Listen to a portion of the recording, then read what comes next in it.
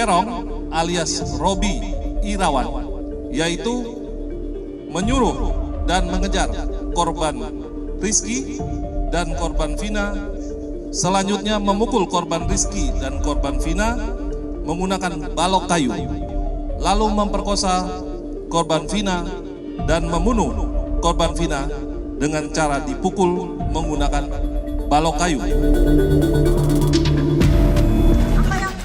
Saya tidak melakukan itu. Saya tidak sama sekali tidak pernah melakukan itu.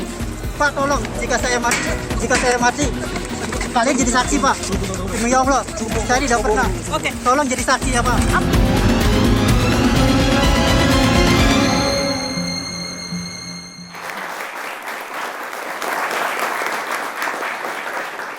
Rumit mungkin itu adalah kata yang tepat bagi saya ya pemirsa untuk menggambarkan bagaimana jalannya kasus mencari kebenaran dari kasus pembunuhan terhadap Eki dan juga Vina, dua remaja asal Cirebon. Tadi sama-sama kita mendengarkan pernyataan dari Peggy Setiawan, satu di antara 3 DPO yang berhasil ditangkap oleh polisi. Sampai saat ini Peggy pun masih membantah dan menyatakan memiliki saksi kuat bahwa ia tidak ada di TKP atau di tempat kejadian perkara di malam kejadian pembunuhan.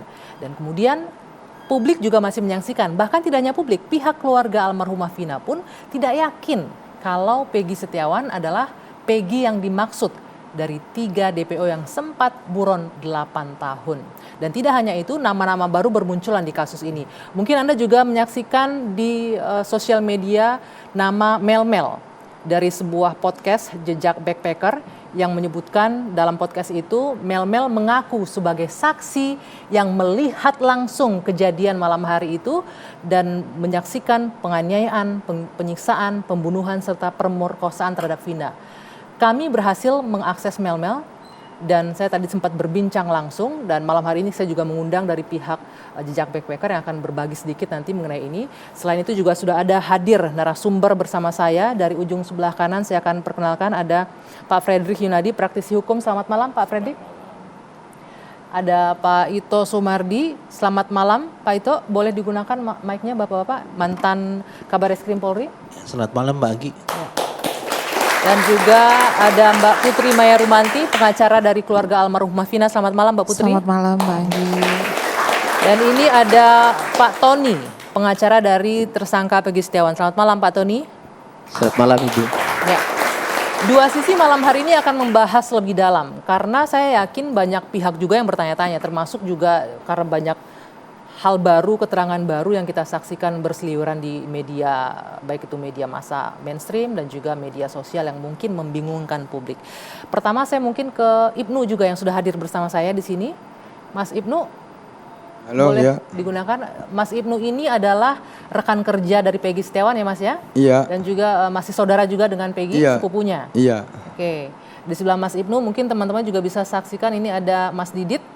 Iya Mbak, halo Mbak. Selamat malam Mas Didit. Selamat malam Mbak. Anda yang sempat berbincang langsung dengan Mel ya? Betul. Oke, tadi kita juga sama-sama udah berkomunikasi. Saya ke Mas Ibnu terlebih dahulu. Mas Ibnu, malam kejadian masih ingat nggak Anda tanggal 27 Agustus itu? 2016? Iya, tanggal 27 Agustus 2016 ya. Ingat, Peggy ada di Bandung. Enggak, sama saya nanya Anda di mana? Anda ada di mana? Ada di Bandung. Anda di Bandung? Iya. Sama? Peggy. Sama Peggy. Robi. Sama saya itu Ibnu dan Parman. Oke, ada 4 orang. Ada 5 satunya bondol. Oke. Nah, waktu malam 27 itu bondolnya pulang. Terus pulang ke Cirebon. Iya, ke Cirebon. Saya dari Bedeng tuh, yang dari kayak kos-kosan tuh. Yang kayu tuh dari Bedeng nganter ke jalan raya, jalan kaki. Oke. Terus pulang sambil mampir beli makan dulu. Terus pulang ke Bedeng lagi, kembali. Bedeng ini lokasinya di mana? Di Rancamanya. Di kota apa? Kota Bandung, Rancamanya. Di kota Bandung, berarti Rancamanya. tidak di Cirebon ya? Bukan, bosnya namanya Pak Aceng, Bapak Oke. Aceng. Setelah beli makanan sampai pagi Anda berada di situ? Bener, ada di situ kerja sama saya. Kerja apa, Mas? Kerja kuli, Mbak, bangunan. Kerja kuli sama saya, sama nguli. Sama Peggy juga? Iya, bener. Sama Peggy juga, sama Robi.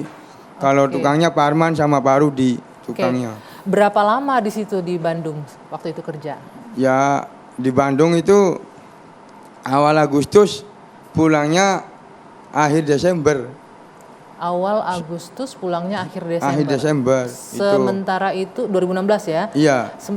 Di antara itu nggak ada pulang ke Cirebon sama sekali atau keluar kota atau meninggalkan kota Bandung? Enggak. Yang seingat Anda? Seingat saya awal Agustus terus pulangnya Desember. Desember? Iya, akhir Desember. Kerja proyeknya ada berapa lama di situ? Kelar 5 bulan. 5 bulan. Jadi nggak bisa pulang pun Nggak izin bisa nggak. pulang.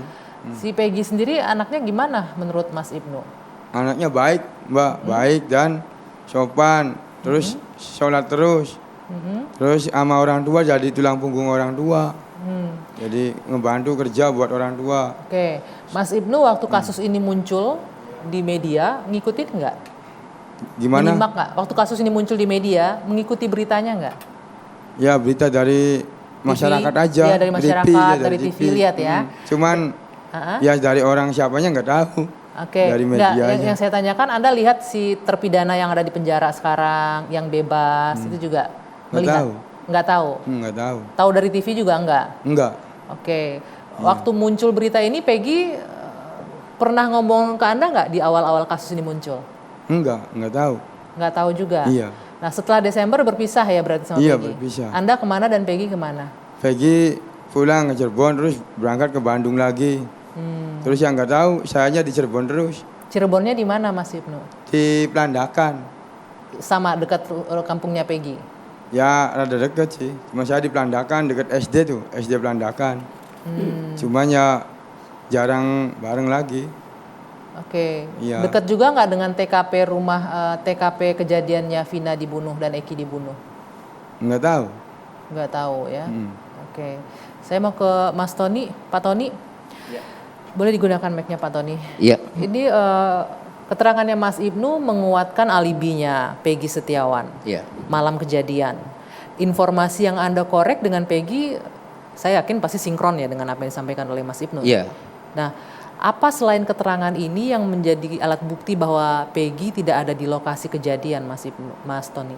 Ya, jadi selain keterangan yang sudah disampaikan oleh Ibnu tadi, yaitu keterangan bondol, ya. Jadi kalau Ibnu itu, kalau untuk mengingat tanggal 27 atau tidak, ya karena sekarang sudah dibahas, maka dia tanggal 27 awalnya, waktu saya telusuri, saya korek Bu ya. Tetapi pada saat itu dia kalau tanggal tidak ingat kan, tetapi karena ngantar bondol, ya, kemudian bondol itu pulang ke Cirebon, pada saat pulang sampai Cirebon, setelah turun di tol, kemudian begitu mau pulang, menjumpai peristiwa yang katanya saat itu kecelakaan tunggal. Oh, sempat menyaksikan itu bondol ya? Ya, Oke. tanggal 27 Agustus 2016. Maka sinkron berarti Ibnu bersama Peggy Setiawan, bersama Robi Setiawan adiknya ngantar bondol pulang itu berarti tanggal 27 Agustus 2016. Nah, bondol pulang kan? Nah, karena anggapnya waktu itu kecelakaan. Nah, setelah pulang, kemudian beberapa hari kemudian, bondol mendengar kabar bahwa rumahnya ibunya Peggy Setiawan, Ibu Kartini, itu tiba-tiba digeledah oleh aparat. Oke. Nah, kemudian ditanyalah ibunya di mana? Peggy. Ditanyalah Peggy-nya di mana? Nah, dijawab oleh Ibu Kartini bahwa Peggy itu berada di Bandung. Oke. Nah, kemudian dibawalah 2 sepeda motor itu. Yang ada di rumah Peggy Ya. saat itu. Itu sepeda motor milik siapa? Sepeda motor 1 Suzuki Smash itu milik Peggy Setiawan. Oke. Dan satunya lagi yang Jupiter itu milik Suparman. Siapa Suparman? ini? Suparman itu adiknya ibunya Peggy Setiawan, berarti pamannya Ibnu. Oke. Nah, dibawa 2 motor itu dan motor Suzuki Smash itu dalam keadaan rusak. Menurut keterangan Ibu Kartini, motor itu sudah lama rusak. Sebelum kejadian pun motor itu rusak. Oke. Sebelum kejadian. Nah, sekarang kan sudah di dalam tahanan pihak kepolisian. Iya. Anda mewakili, mendampingi Peggy Iya, ya? saya mendampingi. Sudah ada komunikasi dengan pihak kepolisian. Apa sih alat bukti yang dimiliki oleh polisi untuk menahan Ya, Peggy? untuk saya pribadi, saya belum ketemu dengan Peggy Setiawan. yang datang tanda tangan kuasa itu hanya tim saya ya. Nah, jadi saya pribadi belum. Kalau saya yang datang memang pasti saya tanya. Karena yang saya penasaran itu DPO itu Peggy alias Perong. Oke, sebentar sebelum ke sana, tim Anda tidak menanyakan ke pihak kepolisian apa alat bukti yang digunakan untuk menahan Peggy Setiawan? Ya, karena saya waktu untuk saya pribadi Bu ya, kan sibuk ya dari beberapa media ini jadwal. Jadi akhirnya saya sibuk belum sempat. Tapi nanti pertanyaan tim Anda nggak sempat nanya ke polisi ketika itu ditahan, apa nih alat buktinya Pak Polisi untuk menahan klien saya?